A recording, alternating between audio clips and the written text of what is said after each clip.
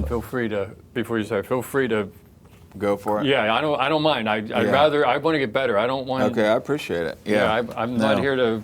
Well, this is all for the cameras, you know. So and you can do it off the side too. If I'm cruel, people will jump all over me. That's so mean of you. Yeah, but then again, some people have given me grief because I'm not hard enough. I'm fine with it. I have to find some kind of balance. And you can do it off camera too. No, I appreciate it. Be more cruel if you want. Yeah. Well, okay, Mark. I appreciate you coming down from Pittsburgh to do the show.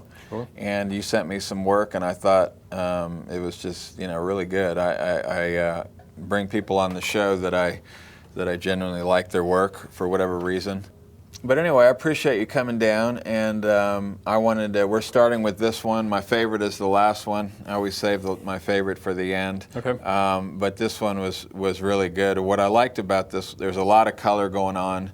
And you said this was, tell me about, first of all, before we even get started, about how you got into painting and how I started painting. I started photography when I was in high school. I had a dark room and I worked on it. My brother was an artist. He went to college for art and he left his paints laying around, and I decided to do a little Bob Ross style at the time, and I didn't like it too much. I always liked doing portraits and people more, so I just started from that and just slowly worked into it with a lot of canvases thrown away. So you're doing photography for like how many years? And I think I started photography in 9th grade, so I was 14 years old maybe, and I still do it now. I mean, but I had a darkroom throughout high school and even beyond, probably until I was in my mid-20s, until digital cameras came around more. And you were starting with oils or? Only oils. I've never used anything but oils. Yeah, right. And so how many, as far as the bulk of your work, how many paintings have you completed roughly? 40, 50 maybe I have done. Right. And you feel like I don't know if I saw any of your really early work. I have some pictures of them. Yeah, you can show me. Yeah, but you feel like, have you plateaued? I mean, do you feel like you're improving still? I feel everyone is better than my last one. I still feel like the one I'm doing is the best one I've done. Yeah. Right. Well, at least some of the earlier ones I saw, I definitely see that you've improved it a great deal. Okay. Well, let's start with this one here. And the thing about this one that first jumps out at me is, like I said, it's got some really nice. I love the blue and the orange contrast. There's that color. It's not really a rule, but something I've noticed. Whenever you have a strong color, like say a blue, and then you have a dirty complement. So you've got a dirty orange and maybe a strong blue, and that's what makes it colorful. Right. And I like that. But when I take a look at this painting, I think that the thing that jumps out at me the most as far as an error go or how I would paint it differently is that this has been over blended. So everything is kind of soft, overly soft. And so even when you're painting dog's fur, to ever get this sort of level of smoothness where there's not any little edges and a little bit of texture. So to always have just, you've got, for instance, here's some texture. You've kind of left it in there, but then in some of these parts it's just been a little bit overworked, a little bit over blended. And, that's the big deal. I think it had something to do with the photograph too, because it was more focused up here and that was out of focus when I worked off of it. It was a bad source photo to begin with, so I kind of had to wing it, but I see what you're saying there. And you were telling me that you work off of a computer monitor. Right, which is something that's can be really difficult. Yeah. But you were able to, we talked about how you did that, and at some point I want to make a video explaining how you might do that. Yeah. But it's very different than working off of a photograph. Oh, for sure. I mean, so there's something with the grass on this one that I'm not sure about what I like or didn't like about the grasses in this, but... Well, the one thing that I notice is that the green is too strong, and they're not natural colors, but a lot of that is probably the photograph, because the source photograph that you work from, which you said was taken by a friend of yours, Yeah, my friend's father. And so you could see that the colors were already pumped up in that, and so, I can't really blame you for that. But and that's where like this blue, but that was probably in the photo. It was, so I try to copy exactly what I see. So. Right, and so this is I'm not positive, but I'm almost sure that this is a photo effect where the. But I like it in it. I was going to remove it, and after I was done, I kind of liked it, so I left it. Yeah. Well, that's the thing about, you know, and this gets into a real, you know, this is a matter of taste, but the thing about natural color, and I keep referencing my other videos, but you know, do you remember the video where I talk about how, you know, critical eye versus creative eye? Right, yeah. Right? So when you're sitting there and you're working on a painting and you're looking at vivid color, it's always yummy. I mean, Right. it's always more fun to put in a blue. Right, sure, I for mean, sure. if you've got a dog and you're working it and you haven't put in this blue yet, and then you put it in, it's just the yummiest can be, right? Yeah. But that's not necessarily the right judgment. Correct. Now here's the thing. It's like, and this goes, when I first started teaching, I taught all my employees back when I was doing portraits. I had guys that worked for me, and I taught them all to paint. And one of them was started off painting, and he was painting a green field. And he clearly was amping up his green from the source photo. And I said, you know, your greens are too strong. And he said, yeah, I know. But I want my grass to be green. You know, like I like it green. I want more vivid green. So we all want more vivid color. Right. But in the big picture, the more you do that, you just, in other words, you amp it up everywhere and then it loses its effect. Right. Versus they're painting with these very dirty, earthy colors. And then when you're all done, let's say that you work from a oversaturated photograph. Right, so it's a little different. yeah. Right, but let's say that you work from a true color photograph, or you work from life, right. and you're working from real true colors. The colors tend to be very dirty. You find out that nature actually has dirty colors. They're not real bright. Right. But then right there in the highlight by the red apple, up by the shine or whatever, you'll find that little bit of strong red, and the reason that red is works so well, the reason it pops and feels so good is because of those dirty colors around right. it. Does that make sense? Yeah. So it's kind of like stay with the dirty colors and leave the color accents for the. Sure. When I walked away, I backed up after it was done. I said, I'm going to keep it because I didn't like it, and I was like, 10 feet back, it looks great, so I was happy with it. It doesn't look great, but I like it. Well, it is a matter of taste, and I don't know. I'm just sort of, No, sure, I liked it myself. So. Yeah, I don't know what it is about it, but. Well, let's take a look at the next one. All right, so this painting here is of your daughter, who just happened to have come on your trip down with you from Pittsburgh, and this portrait was painted when she was how old? I believe 9 or 10. I can't remember, and she's 11 now, so. Yeah, so a year and a half ago or 2 so. years ago, yeah. And would you mind? I tell you what, do you mind coming over and let's just kind of see if we can even? Now the light's going to be completely different. Right. But I just thought it'd be fun. Yeah, I guess you could. You know what? I tell you what. Can she sit in your lap or next to you? Here, sit there for a minute. Yeah. Now, as far as the likeness, it's always hard to look at a likeness when the light's so different. Yeah, it was coming down. Yeah, but I think you got the likeness pretty good. As far as this is my long career as a portrait artist. I used to go crazy thinking about likeness. Yeah, that's good. Okay, I tell you what. Thank you. I appreciate it. And now let me. This is the source photo that you work from, but you actually work from a monitor, so it's not going to be exactly the same. So I can't really criticize the color because the color is a matter of it may have been different on the monitor. But one of the things that I noticed, and this is that you've just over-defined things a little bit, and that's the which is more subtle question that the one question your people don't. Favorite question. Right, and so if you take for instance this dark area under her eye, I see that shape in there, but it's just more defined there. I see that now. Yeah. Same thing with there's some. Something going on around her eye here. It's slightly. Just a very slight, but you've defined it more. You've made the lines more defined. Right. That kind of thing. In here in the hair, where this is pretty much black, there are these very, very subtle lines that go down, and you've just sort of amplified them just very slightly. Yeah, I used the number 2 brush on it, and I did all the hair with a number 2 on there, and just. Yeah. Well, one of the things, and this would be, if I was going to give you advice as far as where do you go from here, the one thing that I think that really would improve your work is learning to not overblend. Right. And that was I agree. something, and this is something I can relate to because of the first 2 years that I painted. I actually painted, was trying to paint with a good brush stroke, and painted probably for about a year and actually did pretty well of not over blending. Right. And then I actually started blending more and more and more. And then after about 3 years, in my 3rd or 4th year of painting portraits, I was over blending everything and not even aware that I was doing it. But I was doing just like this. I do it all. And here's the thing, is that when you start to paint this hair in, right?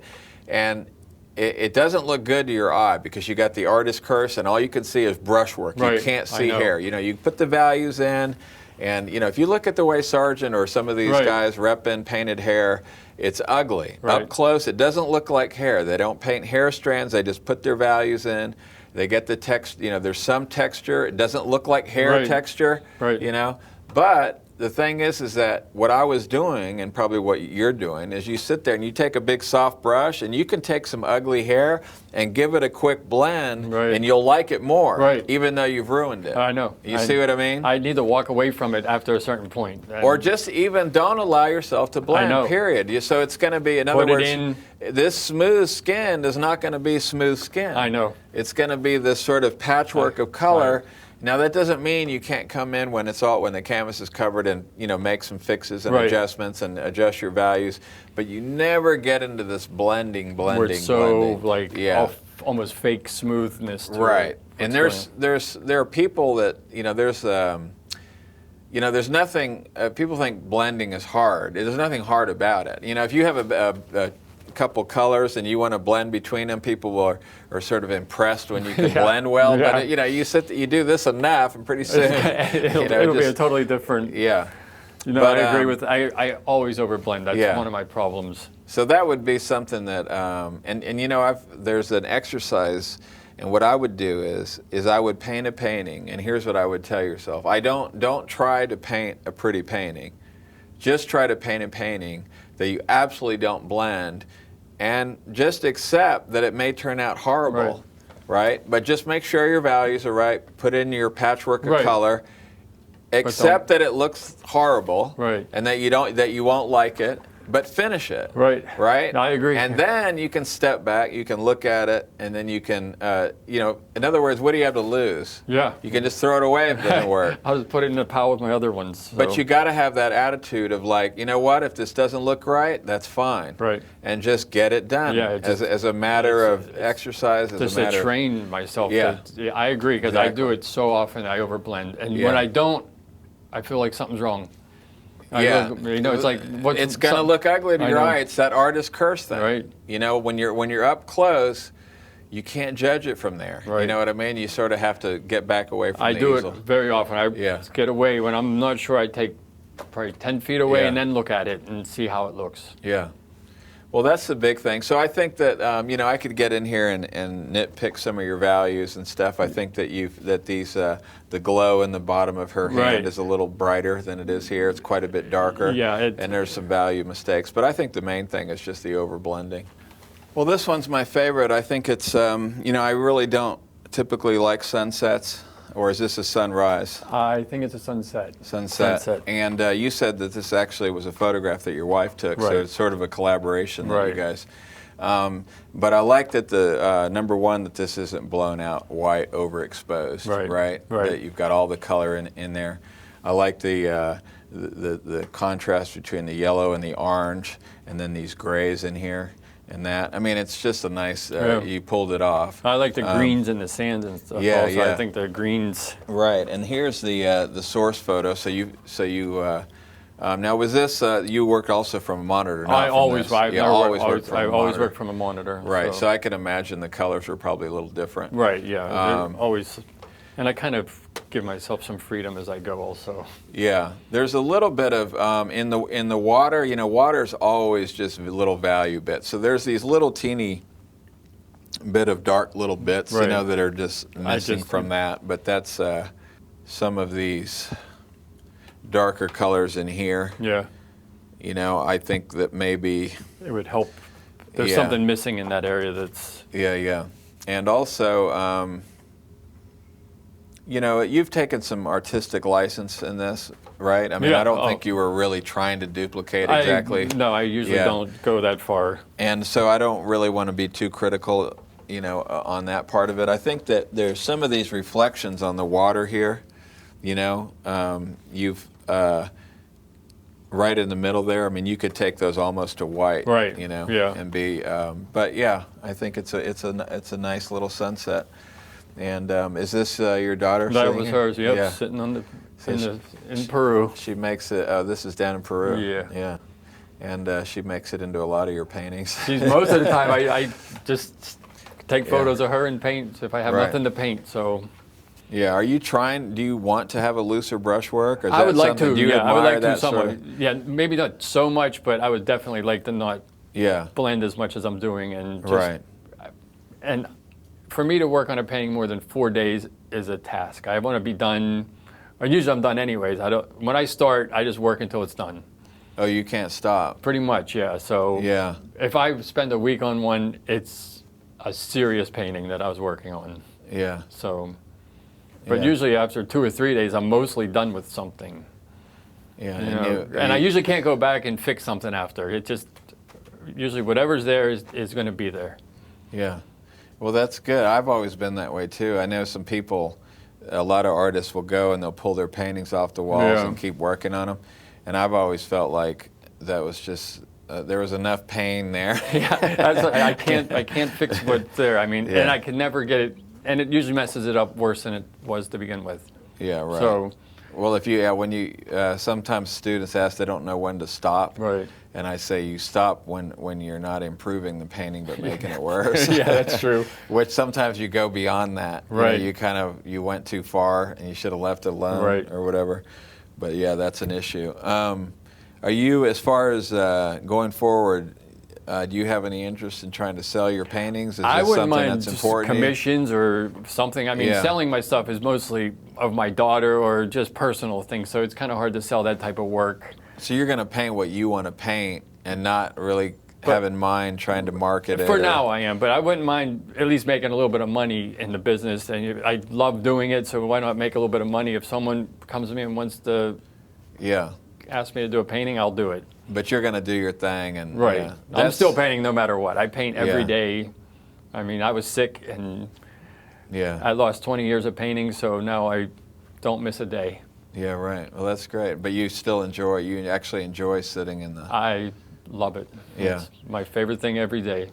yeah. My daughter and wife go to bed, I go and paint all night, so Oh, really? yeah. So you work at night? Yeah. And what time do you start? 10 at night, finish at 4 in the morning or something, and Oh, wow. Well, you have to be a night person to do that. I always was anyways. Yeah, I used to be. Yeah, I And then still am. I kinda- try not to, but Yeah. Do you have, as far as with your technique, and you're using oil paint, you're using the Geneva paints, yeah, I've been and using you them like since those? April. Oh, I love them. They're Yeah. just so smooth, and it took a little time to get used to because they're a lot wetter than I was used to. Yeah. But once you get used to The more how to fluid. load the paint and how they work, they're great. I Yeah. really like them. Well, good. I'm glad. And the smells are great too. I mean, the clove oil in it makes it really welcoming. Yeah, you don't have to worry about the. Yeah, the toxic. Yeah. Well, that's cool. Well, great.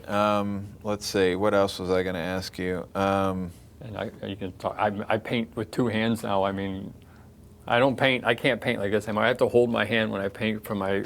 Look, Have you thought about a pulley system? I don't know. I used to have a weight that I had on my wrist and all of these things, but that's all I can open my hand up. Yeah. You know, the muscles are all gone. They're dead. And Yeah.